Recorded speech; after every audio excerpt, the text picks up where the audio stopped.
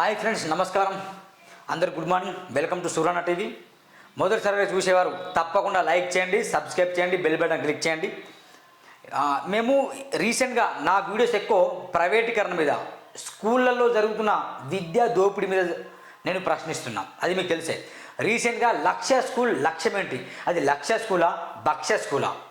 లక్ష్య స్కూల్ ఎందుకని ఒక నర్సరీ విద్యార్థికి, ఒక నర్సరీ పిల్లవాడికి 1,36,000 ఫీజులు వసూలు చేస్తుంది? అంతగానో ఏం నేర్పిస్తారు వాళ్ళు అని నేను వెళ్ళి స్టింగ్గా ప్రశ్న చేయడం మొదలుపెట్టాను. తద్వారా చాలా సంచలన నిజాలు బయటకు వచ్చాయి.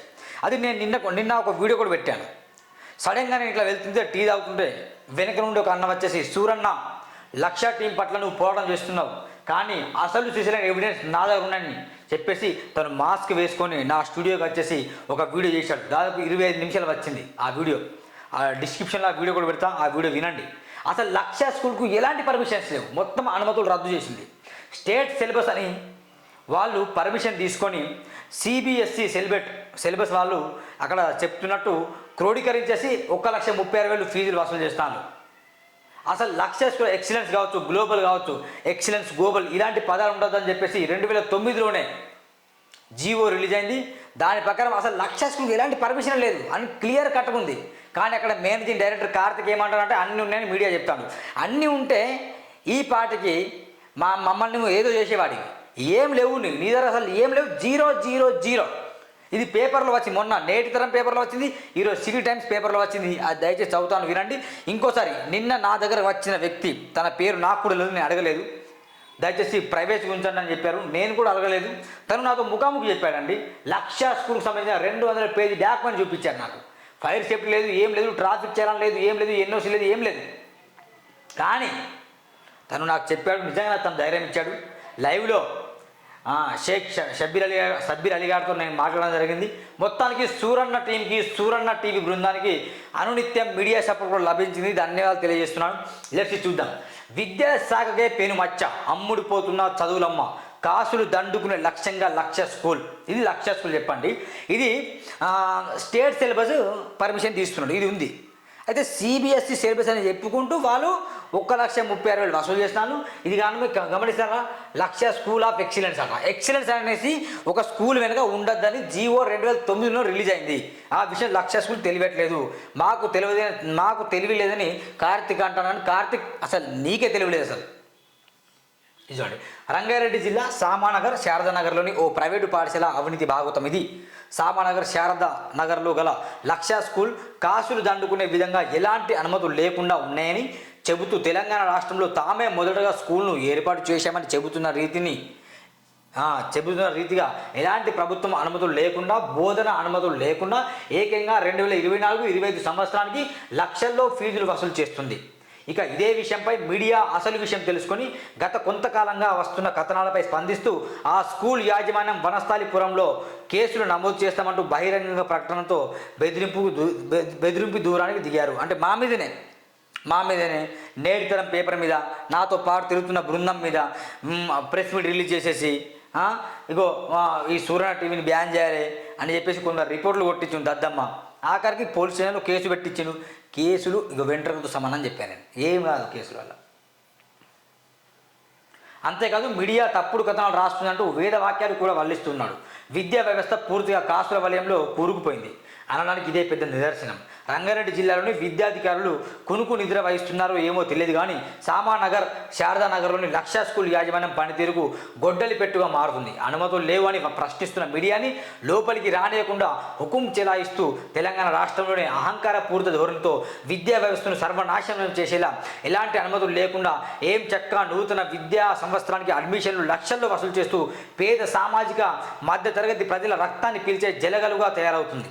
తెలంగాణ రాష్ట్రాన్ని సాధించుకున్న తర్వాత విద్య, వైద్యం, ఆరోగ్యం, ఉద్యోగ అవకాశాల విషయంలో ఇప్పటికే 10 సంవత్సరాలు దాటిపోయిన రాష్ట్రంలో విద్యా వ్యవస్థ పూర్తిగా అన్యాయం అయిపోయిన తరుణంలో ఇది చాలదన్నట్టుగా తెలంగాణ రాష్ట్రంలో కాంగ్రెస్ ప్రభుత్వం ఏర్పడ్డ ప్రైవేట్ స్కూల్ యాజమాన్య ధోరణిలో మార్పు రావడం లేదు.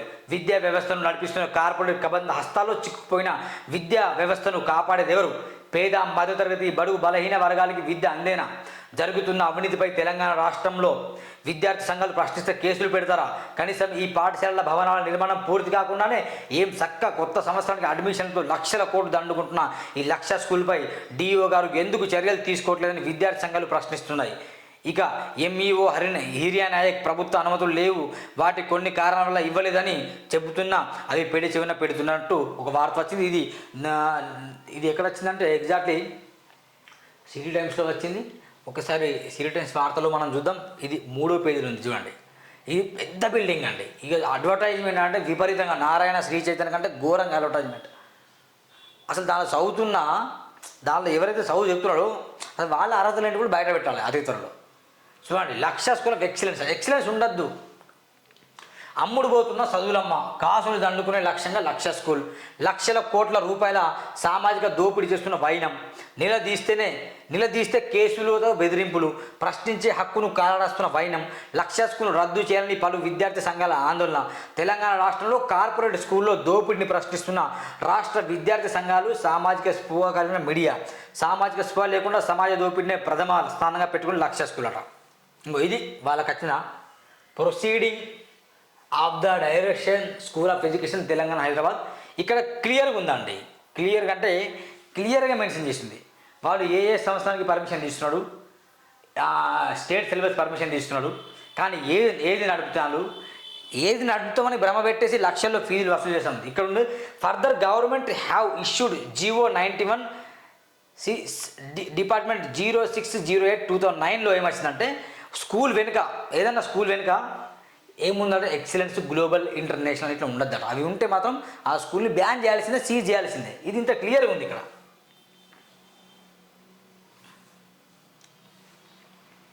రంగారెడ్డి జిల్లాలో సామానగర్ శారదానగర్లోని ఓ ప్రైవేటు పాఠశాల అవినీతి భాగవతం ఇది.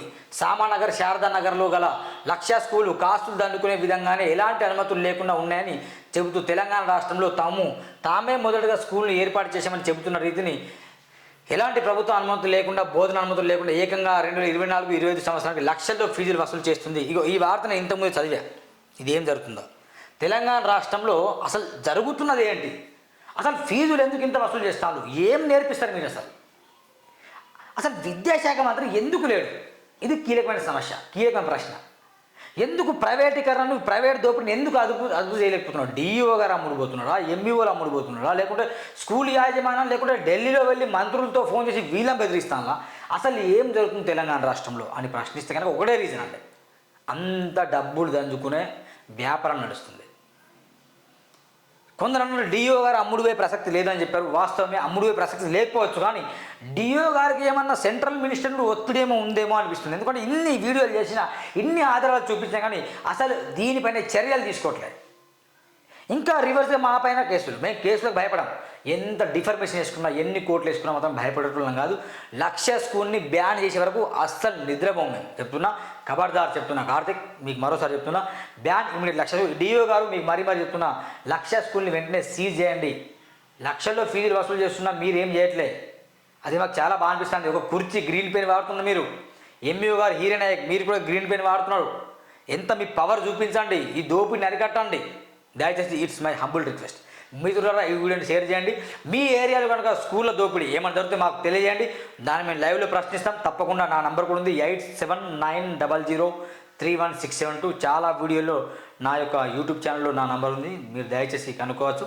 ఓకేనా? మీరు మరో చెప్తున్నా, నా నంబర్కి మీరు ఏ ప్రాబ్లం అయినా పర్లేదు, ఇన్ ఎనీ ప్రాబ్లం